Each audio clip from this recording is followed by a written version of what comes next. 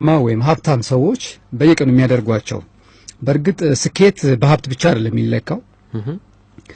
በገንዘብ ብቻ ላይ ሊለካ ይችላል ስኬት በአስተዋጽኦ በመታበረክተው ነገር ይለካል ስለዚህ ያም ሀብት ነው ስለዚህ ሀብታም ወይም ደግሞ ስኬታማ ሰዎች ስንል ይሄ ማለታችን ነው እውነት ነው እነዚህ ሰዎች ምን አይነት ልምድ ነው ያላቸው በየቀኑ ምንድነው የሚያደርጉት የሚል ነው ባህሪያቸው ልምዳቸው ነው አንደኛው ምንድነው እነዚህ ሰዎች የወደፊትን የመተንበይ ሁል ጊዜ በየቀኑ ወደፊትን ነው የሚያስቡት ወደፊት ነው ያያሉ እንዲያውም ካኒ ዌስት የተናገረው አንድ አባባል ነበር I'm living in the future so the present is my past ብሎ ነበር እኔ የምኖረው ወደፊት ላይ ነው አሁን ያለሁበት ጊዜ የኔ ያለፈ ጊዜ ነው እንዳለው ማለት ነው ስኬታማ ሰዎች ብዙ ጊዜ እዚህ ላይ ሆነው ስለ ትላንትና ወይም ስለ ዛሬ አይደለም ብዙ የሚያስጨንቃቸው ነገ በጣም ያስጨንቃቸዋል ለዚህ እንደ ትልቅ ምክንያት እንደ ትልቅ ምሳሌ የሚወሰደው ስቲቭ ጆብስ ነው ስቲቭ ጆብስ ሁሌ በቃ ወደፊት የሚመጣው ትውልድ ምንድነው የሚፈልገው ምን አይነት ኮምፒውተር ይፈልጋል ምን አይነት ስልክ ነው የሚፈልገው ያለ ይጨነቅ ነበር እና ወደፊት ነው የሚያስበው እኛ ፍላጎታችን ሳናቀው እሱ አስቀድሞ ተንቢው አውቆት ይፈጥር ነበር ማለት ነውና አንዱ የስኬቱ ሚስጥር ይሄ ነበር ዋረን በፊትም አንድ አባባል አላችሁ ከዚህ ጋር የተገናኘው ዛሬ አንድ ሰው ጥላ ስር ላይ ቁጭ ያለው ከዛ በፊት የነበረ ሰው ይሄንን አስበው ስለተከለው ነው ዛፉ ይላል አንተ የምትተክለው ዛፍ ምናልባት አድጎ ላንተ ላይ ደርስል ይችላል ግን ወደፊት የሚመጣ ትውልድ ያስፈልጋል ብለህ ስለምታረገው ነው እና ስኬታማ ሰዎች አንዱ ልምዳቸው ባህላቸው ይሄ ነው ሌላኛው ብዙ ጊዜ ለጤናቸው ቦታ ይሰጣሉ ስፖርት ይሰራሉ የተመጣጠነ ምግብ ወይም ደግሞ ጤናማ ምግብ ይመገባሉ ምክንያቱም እነሱ ጤናኛ ካልሆኑ ጤናማ የሆነ አሳሰብ ሊኖራቸው አይችልም ወደፊት ቀርቶ የዛሬም ራሱ ለማሰብ እድል ላይ ያገኙ ይችላሉ እና ራሳቸው ላይ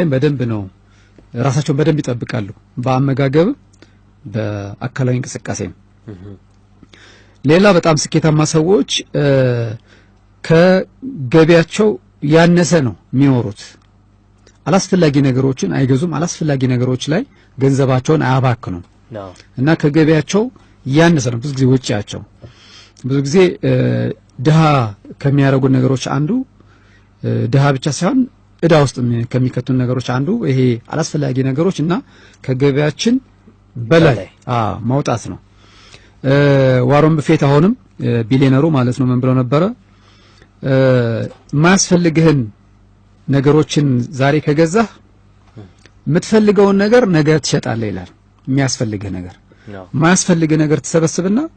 ድህነት ውስጥ ትገባለህ ከዛ አስፈላጊ የሆነው እስከመሸጥ ድረስ ትደርሳለህ ሌላ እነዚህ ባለጸጋ ሰዎች በጣም ያነባሉ ዕውቀት ምክንያቱም ማንበብ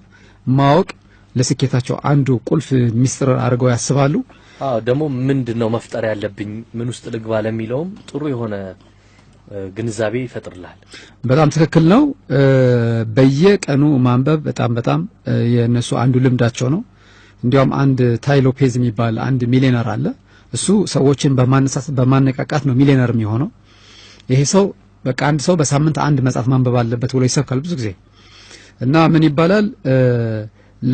ለአካላችን ለሰውነታችን ስፖርት የሚያስፈልገን ከሆነ ለጭንቅላታችን ደግሞ ንባብ ያስፈልገዋል ይላሉ ስለዚህ አንዱ የስኬታማ ሰዎች ሚስጥር ንባብ ነው ሌላ ቴሌቪዥን ላይና ማህበራዊ ድረገጾች ላይ የሚያሳልፉት ጊዜ በጣም አነስተኛ ነው አንድ የተደረገ ጥናት ነበርና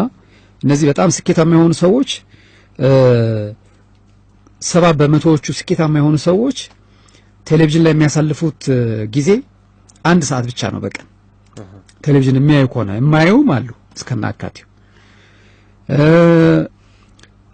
በጣም ስኬታማ ያልሆኑ ወይም ደግሞ ድሃ የሆኑ ሰዎች ግን የቴሌቪዥን የማየት ልምዳቸው ወዝፈውበት ይውላሉ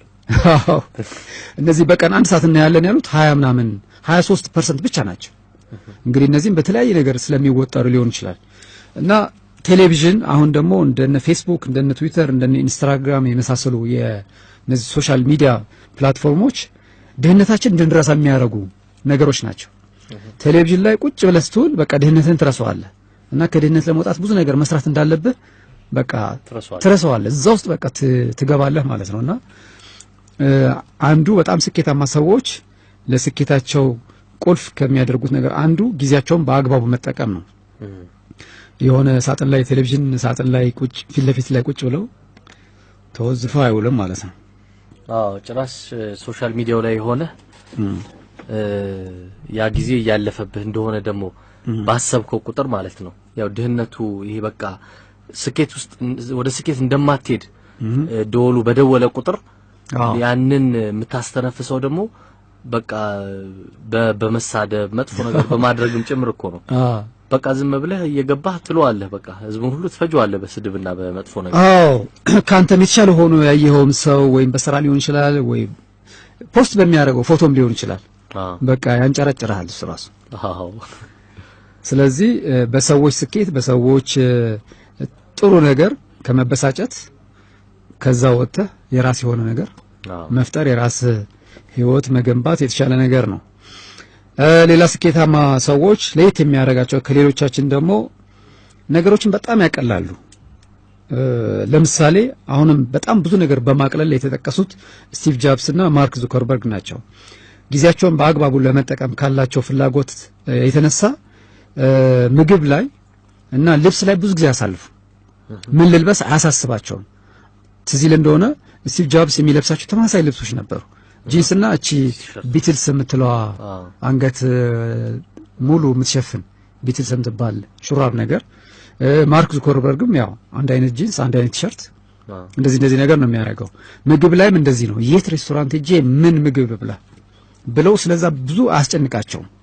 የሚያስጨንቃቸው የወደፊቱ ነገር ነው። ወደፊት ምን አይነት ቴክኖሎጂ መፍጠር አለብን፣ ሰዎች ምን እንደሚያስፈልጋቸው የሚል ነው ማለት ነውና ይሄ ነው እንግዲህ ልዩነታችን ያለው ጋፕ። እኛ ለመልበስ መስዋዕት ፊት ላይ ቆመን የምናባክነው ጊዜ አስበው። ምግብ ለመብላት የት ምግብ ቤት እንሂድ፣ ከዛ ምግብ ቤት ገብተን ደግሞ ምን እንብላ ስንል የምናጠፋው ጊዜ አስበው። በጣም እነዚህ ናቸው ለጊዜው